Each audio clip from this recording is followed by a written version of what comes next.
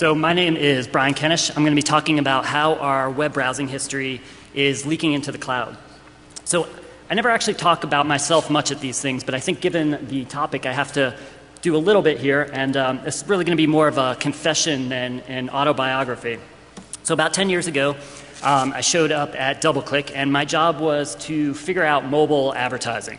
And at the time, no one knew anything about mobile advertising, but I especially had absolutely no clue. So I used DoubleClick's money to get a hold of every mobile device in the world that I could. I got a big pile of ugly phones that looked something like this, except I had way more of them, and there were a couple of cool-looking Japanese phones thrown in the mix too. And I plugged these things into a proxy server to see what data they were sending and what data we could target ads against. And I still really clearly remembering being kind of shocked when I saw that these things were transmitting location. And I thought to myself, why the hell would anyone want DoubleClick to know almost exactly where they are to see an advertisement? But there it was, and of course I figured advertisers would be into this stuff, so I put it in our mobile advertised server. So it turned out we were like 7 years too early on mobile advertising, and not being satisfied just working at the biggest data collection company in the advertising space. I went to the biggest data collector in the world, period, Google. And I was an engineer at Google for a long time, worked on a lot of stuff, but mostly ad stuff as well. So AdWords and AdSense. Later on, I worked on Wave, and the last thing I was working on was Chrome. So about 10 months ago, while I was happily working on the Chrome team, I spotted this article in the Wall Street Journal, which was about Facebook leaking personally identifiable information to third-party app developers. And it sort of got me thinking about the huge amount of data that Facebook was collecting about us, specifically all the data that they were collecting sort of in an invisible way when we weren't on Facebook.com. So I went home that night, whipped up this quick Chrome extension called Facebook Disconnect. I spent about 4 hours doing this thing. It was really like a throwaway thing. People seem to be impressed when I tell them it took me 4 hours, but to be honest, I spent 2.5 of those hours making the logo, and the entire code base of this thing is like 20 lines of code. It's pretty embarrassing. So I had done a couple of like personal browser extensions up to that point. I think one of them had something like 36 users. I just released this thing. I figured there might be a worldwide audience for like 50 people, the size of a football team. But within 2 weeks, there was an entire stadium full of people using this thing. More than 50,000 people had installed and were running it. And that got me thinking about, hey, maybe people actually care about this privacy stuff. I know I do.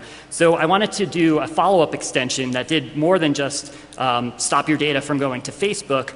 But the problem was, again, I was working at the biggest data collector in the world. So I asked a lawyer what would happen if I did a broadened extension that included, depersonalizing stuff on Google, and he said I probably would get sued. So I didn't like that idea, so I quit Google, and I spent 3 weeks making this follow-up extension, which I just called plain Disconnect. And that stopped your browsing history from going to all the major social networks, and it also depersonalized your searches. So if you did a search on Google or Yahoo, it wouldn't be tied to your name anymore. I'll talk about all this stuff in more detail in a second. So anyway, this stuff got a little bit of press, and in particular, a reporter from the Wall Street Journal asked me if I thought there were any big privacy stories that hadn't been told yet. And I said, yes, social widgets. So I explained to him what was going on in the social widget space, and it went a little something like this. I'm going to do this very quickly because it's a little bit of Web 101, so as not to bore you. But let's say we go to a web page, and the web page might contain some sensitive information. In this case, this page is about depression treatment. Besides the first-party content, the actual article on this page, there's a bunch of third-party widgets and content on this page. And one in particular here is an advertisement. So in order for your browser to render this ad, it sends a request to the ad server. And the request is just a bunch of plain text that looks like this. Obviously, it tells your browser where to send this request. In this case, this is an ad from DoubleClick. The request also contains this thing called a refer URL, which tells the server where the request came from. And in this case, it tells the server that we were looking at this page about depression treatment. It has the URL for that page. And finally, there can be a bunch of cookies in the request. In this case, one of the cookies has an ID in it. So this ID uniquely identifies me. Now, most of people are probably okay with this set of data that is being sent to an ad server because presumably this number, while it's uniquely attached to me, it's not my name. It's just this random set of numbers. Now, I'll talk about later why that's maybe not such a good assumption anymore. But for the last 15 years or so, we could have assumed that this was anonymous information that was being sent to the ad server. Now, if we go back to this page and look at what else is on this page, we also have this bunch of social widgets. So we have stuff from Facebook and Twitter and a new +1 button. And if we look at the request that gets sent out, in this case, it's going to look really similar. So here we're looking at the request for the Facebook widget. It's going to facebook.com. We get that identical refer URL. And finally, again, we have a cookie with a unique ID in it.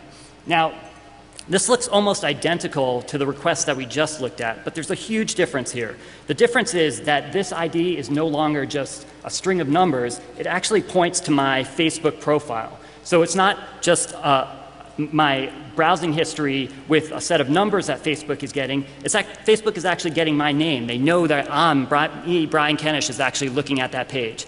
And not only are they getting that information, they're getting all the other information that I've explicitly given them, like my age and where I live and who my friends are.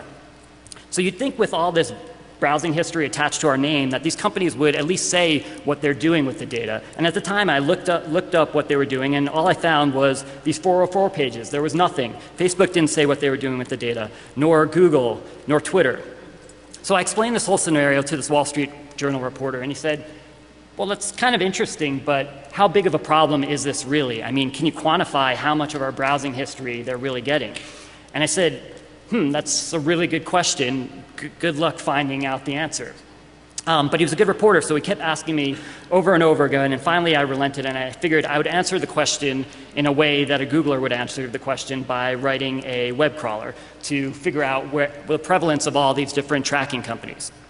So our goals with this crawler were to get a list of the most popular sites on the web, and then to go to each of those and crawl them to a link depth of 1. So the way a search engine crawler normally works is they'll crawl at least to a link depth of 3, which means that they go to the home page, get all the links on that page, 1, then go to all those pages, get all the links on those pages, 2, and then go to all those pages and get all the links on those pages, 3.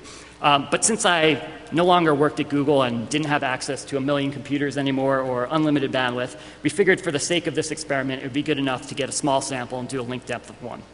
And then so for all those pages that we got,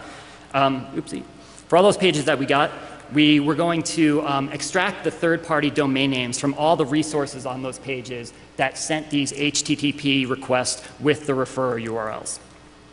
So I ran this thing over the course of the week. I decided I was going to run it out of Starbucks just for fun. And after a week, we ended up indexing the 1,000 most popular sites. We analyzed just over 200,000 pages. And on these 1,000 sites, we identified nearly 7,000 different third parties. And the output of this crawler was this big, ugly spreadsheet that looks something like this. This happens to be an annotated version of it. But I've broken the results out into more viewable chunks here. So the first set of stats that we're going to look at here are the non-social services. So things like advertising, analytics, and content services. These are the services that we could presume are anonymous. The first thing I want to point out is how prevalent they are. So the top service here appeared on 23% of the top 1,000 websites. Essentially, they're seeing 23% of our browsing history. So if you think about opening your web browser, going to your browsing history, randomly picking 23% of the pages in there and then sending them to, in this case, googleapis.com, that's basically what we're already doing. The next thing I want to point out is how much Google stuff there is. So the top 5 services are all from Google. And the way we did this analysis is that we broke out each service separately, but other researchers have looked at this as an aggregate. So, for example, they found that some Google services appear on, out of the top 100 sites, 97 different sites. It's pretty amazing just how prevalent Google stuff is. And the last thing I want to point out gets to that anonymousness issue, which is that most of the services on this list are part of big data companies that also have personal information.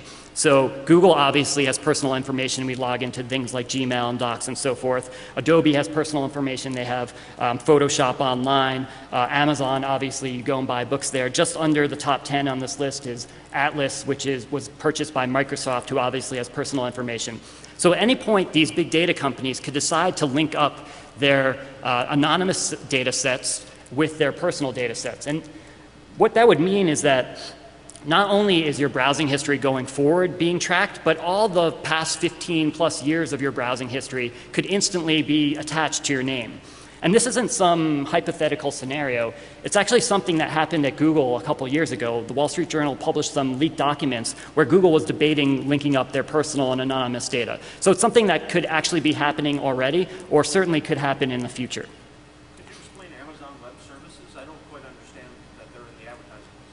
So this is advertising, analytics, content, everything that's not social networking, everything that doesn't have your name. So this next shot is, this next set of stat is the social services, everything that does have your name. And you can see that Facebook is hugely prevalent. They're on a third of the top 1,000 websites. The really amazing thing about this number is that at the time we did this analysis, the Facebook like button had just turned 1 year old. So in 1 year, they went from 0% to 33%. Likewise, when we did this analysis, Google, which was on a quarter of all the top 1,000 websites, didn't have the +1 button yet. So these stats are really just directional. They're probably going to increase hugely over the next year or so. And the stat I was probably the most surprised about was Twitter, which Twitter, their social widgets were younger than Facebook, and they were already on a fifth of the top 1,000 websites. So these guys are getting a huge chunk of our browsing history with our names. So in summary, we identified 350 different services that get at least 1% of our browsing history. We identified 33 that get at least 5%, and 16 that get at least 10%. Now, this data ended up getting published in this Wall Street Journal article. I'll provide a link at the end. Some longer tail data got published in the CNN article. But we really, like I said, this data was directional. We wanted people to be able to see what was happening in an ongoing basis. So we've created this tool that we're putting out today. And I bet you haven't seen anyone type into their slides yet at DEFCON, which I'm going to do here. This is a little address bar. Sorry, that address was disconnect.me/db as in database. And we're trying to accomplish two things with this tool. So all those set of stats that I just went over quickly, we're throwing into this tool. So we have a set of automated stats about all the top websites. And we have a list of them in here. You can drill down and look at specific data on any site. I'm going to look up Yahoo here. And I'll just zoom in here. So you can see Yahoo has 75 different unique third parties on their site.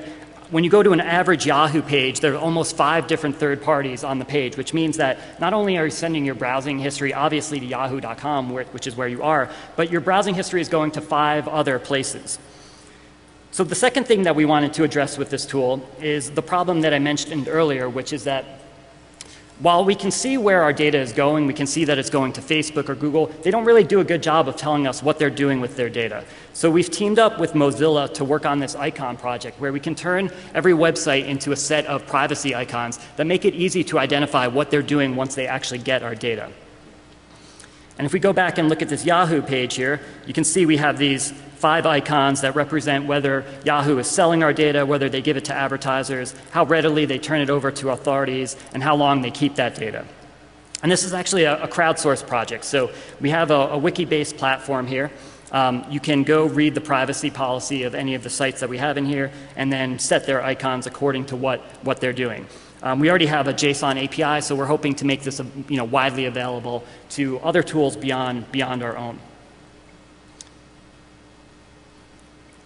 So if you're interested in learning more about this stuff, I'll give you a quick few URLs here. So that Wall Street Journal article is at jump, that's j.mp/TTT, as in tracking the trackers, WSJ. The CNN article that I pointed to is at jump/TTT-CNN. And that database tool that I just quickly demoed is at disconnect.me/db. Now, I understand there's a QA room where I get to answer questions. So I have a bunch of VC money to wreck the advertising industry. The best question you can ask me is if we're hiring, and I'm happy to answer that one. So thank you very much.